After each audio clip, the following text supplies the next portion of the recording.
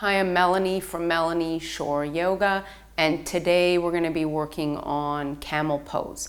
So when you do Camel Pose, you're going to come up onto your knees. You want to make sure that your knees are a little bit wider than your hips, but you're actually going to do this at the top of your mat.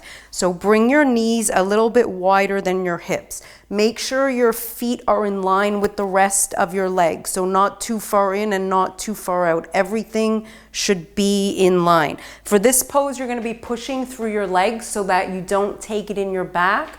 You take all the pressure in your legs. So you put your hands to your hips.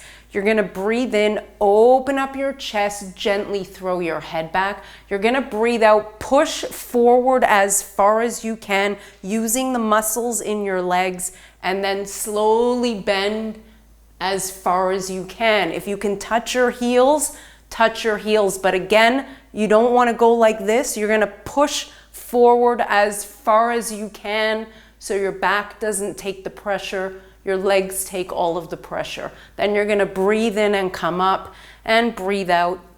You can go to child's pose and rest. If this hurts your knees, you can roll up the mat and you can put your knees like this when you do it so it takes the pressure off of your knees.